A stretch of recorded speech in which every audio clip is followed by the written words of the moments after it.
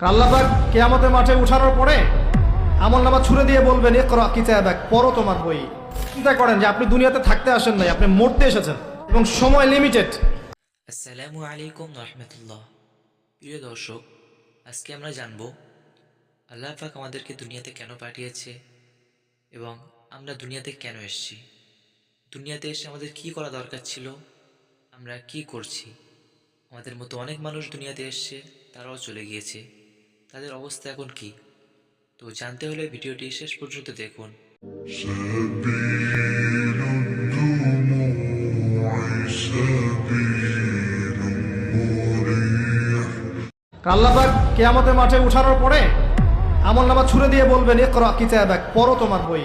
চিন্তা করেন যে আপনি দুনিয়াতে থাকতে আসেন নাই, আপনি মরতে এসেছেন এবং সময় লিমিটেড।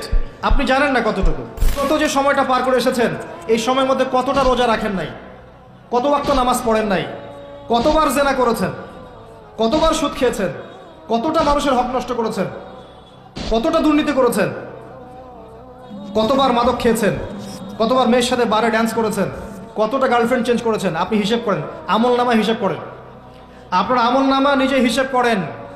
কাফা বিনাফসিকা আল-ইয়াওমা আলাইকা হাসিবা, দিন আসার আগেই হিসেব করে ফেল। কাফা বিনাফসিকা আল-ইয়াওমা আলাইকা হাসিবা, আজকে তুমিই তোমার হিসাব নেওয়ার জন্য যথেষ্ট। লাইফকে সিরিয়াসলি নেন।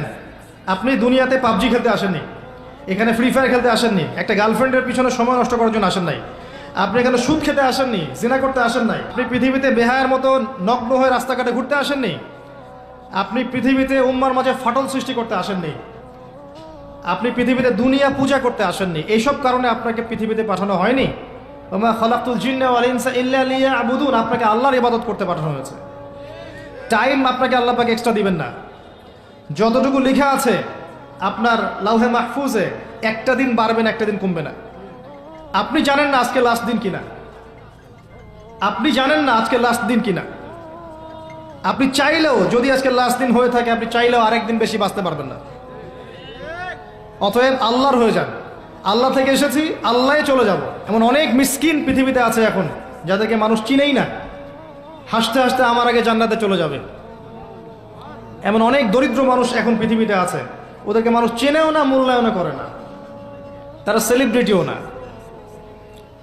তাদের কোনো বড় পদ নাই, পলিটিক্যাল বা সোশ্যাল পদ নাই, শুধু ফরজ আদায় করে, সাধ্যমতো নফল পড়ে, তাওহীদের উপর থাকে, শিরক করে না, সুন্নতে থাকে, বেদাত করে না। দেখবেন পরকালের মাঠে এরা আগে আগে জান্নাতে চলে গেছে। ফামান যুহজিহা আনিন নার ওয়া উদখিলাল জান্নাতা ফাকাদ ফাজ। মনে রাখবেন, যে ব্যক্তিকে পুলসিরাত পার করিয়ে দেওয়া হবে, জান্নাতে প্রবেশ করানো হবে এবং জাহান্নাম থেকে বাঁচানো হবে, একমাত্র সে ব্যক্তি সফল, আর কেউ সফল না। আজকের লেকচারে সব ভুলে গেলেও সাফল্যের সংজ্ঞাটুকু জেনে যায়। এবং এই যে লিমিটেড হায়াত আছে, এই হায়াতটাকে আপনি যদি চান যে আমি যা করেছি এখন তওবা করে ফিরে আসবো, বাকি জীবনটা আমি কোরআন সুন্নাহর উপর থাকবো, আল্লাহ পাক সবাইকে তৌফিক দান করুন, আমিন। এই সময়টুকু মূল্যায়ন করেন। এখন আপনি যদি ডেডিকেটেড হয়ে যান, না আমি যা করেছি, আগের পাপগুলো থেকে তওবা করব, যার যার হক তাকে তাকে ফিরিয়ে দিব। কাউকে যদি গালি দিয়ে থাকে, গিয়ে বলবো ভাই আপনাকে গালি দিয়েছিলাম, আমাকে মাফ করে দেন। কারো যদি সম্পত্তি আত্মসাৎ করে থাকে, ফিরিয়ে দিয়ে বলবো যে তোমার সম্পত্তি নিয়ে নাও, যা নেওয়ার দুনিয়ায় নিয়ে নাও, পরকালে আমার জন্য দাবি রেখো না। সুদ খেয়ে থাকেন, এখনই ছেড়ে দেন। সবজি বিক্রি করে খান, তাও সুদি ব্যাংকে চাকরি করেন না। সবজি বিক্রি করে খান, তাও সুদি ব্যাংকে চাকরি করেন না। মাদক খেয়েছেন, তওবা করেন।